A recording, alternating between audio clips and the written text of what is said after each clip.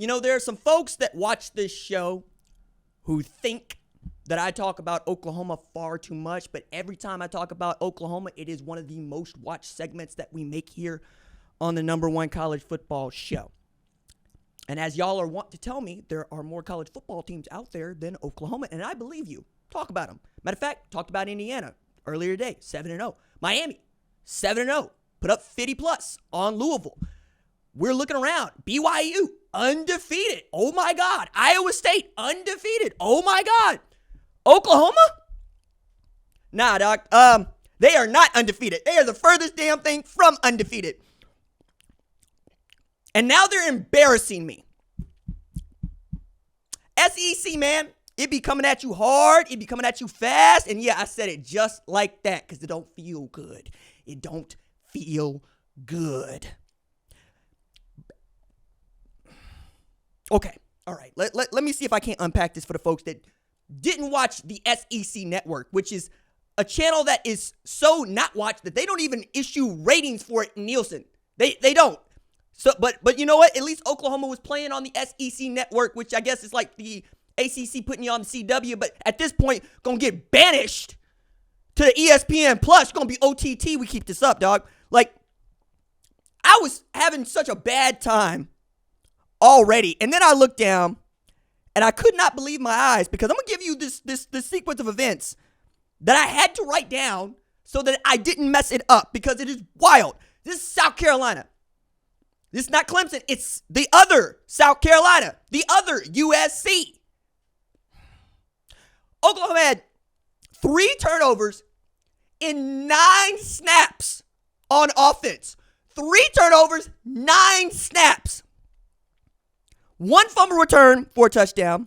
1 interception return for a touchdown. 14 yards total offense in 9 plays. The South Carolina defense the South Carolina defense beat Oklahoma 14-9, and that wasn't a score. Okay? That. So Michael Hawkins is booty now. He threw 2 interceptions, go back to Jackson Arnold, and then I said, wait. Why are we pulling Michael Hawkins Jr.? Why are we doing this? Why? Tell me. And it was like, well, because all of a sudden Michael Hawkins Jr. looked a lot like what Jackson Arnold was doing against Tennessee. I understand that. But one of these dudes needs a red shirt. And at the time, I'm not really thinking it's Michael Hawkins Jr. And they're like, yo, RJ, we trying to win football games. Not by burning this man's red shirt for this. Not for this. I mean, at least give the man the free pass if you want to go into the portal and keep his eligibility for the year. But no. And you know what? Brent Venables said that he considered this. Matter of fact, he said this at the presser earlier this week. So I'm going to give you a full quote. He said, we had considered the option of redshirting 5-star prospect Jackson Arnold. It's been discussed between us.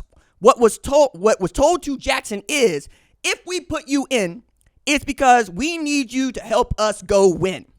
We're certainly sensitive to everything. We're not sitting here with our head in the sand and naive to what it is. But man, he's a great teammate. He wants to be starting quarterback at the University of Oklahoma. Well, he didn't even start, and yet they kept him in there. He didn't throw no interceptions this time, so I guess that's trending up. Oh, golly, man. This offense is putrid. I mean, I was even messing with the Luke Combs song. Like, I wrote down, ain't no love in Oklahoma. Yeah, ain't no love in Oklahoma.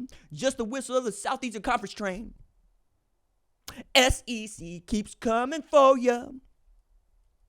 All this offense does is bring me pain.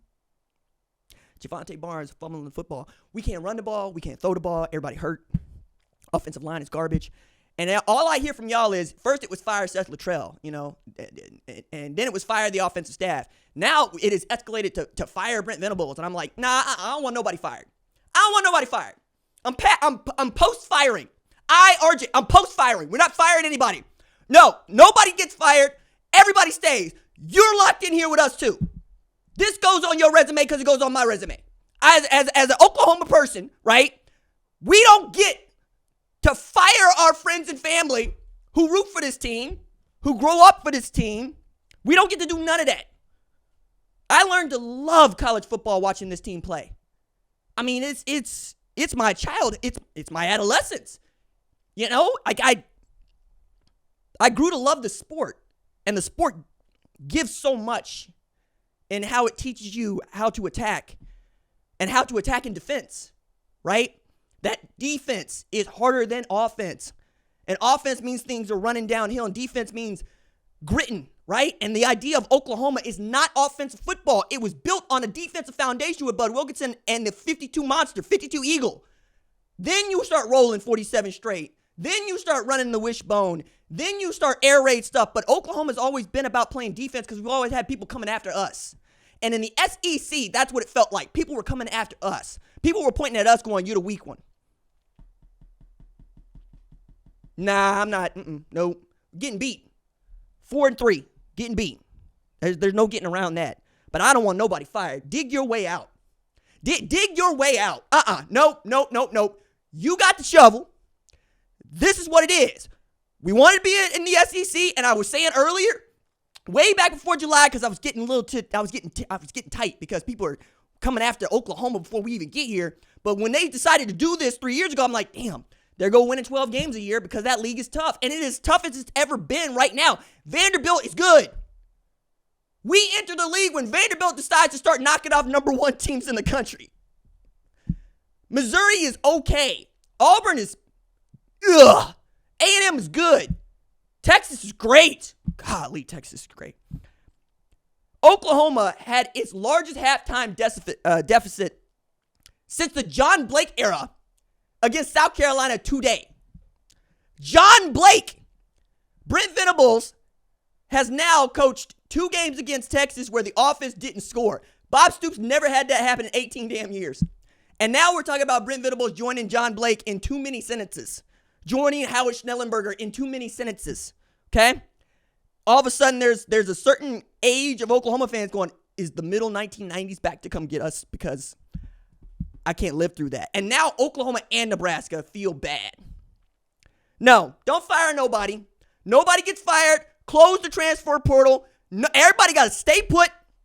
Dig your way out. I don't want to see. No, forget the changing over the stuff. Either you going to quit or you going to come with it. Because I'm tired of that. No. I don't even know who you would want to go get right now.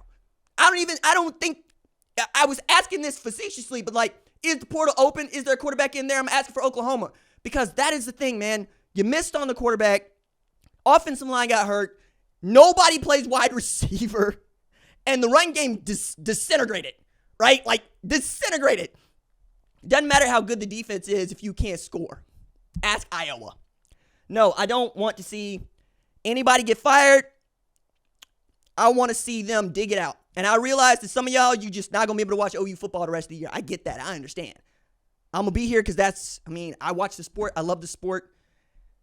But my goodness, man, it's only going to get tougher. I mean, it's South Carolina that Oklahoma played. It's not LSU. That's still on the menu. It's not Ole Miss. That's still on the menu. It's not Missouri. That's still on the menu. Do you understand what I'm saying?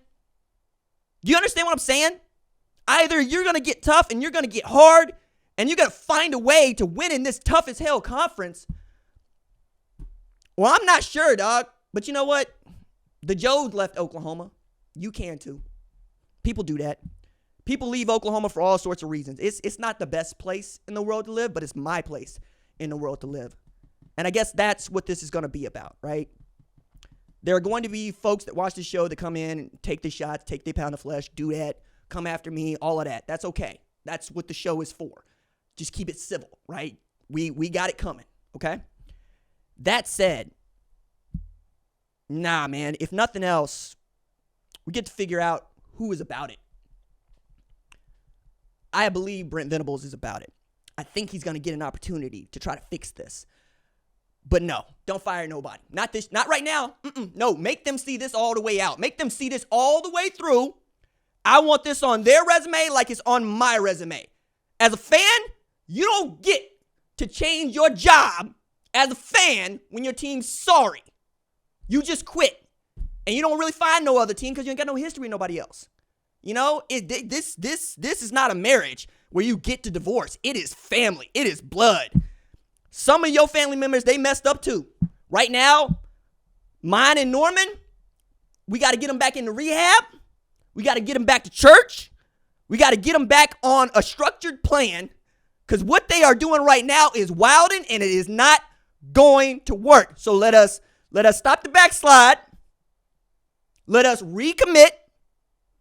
Let us rededicate. Let's figure out what the hell we going to do for the next 5 games.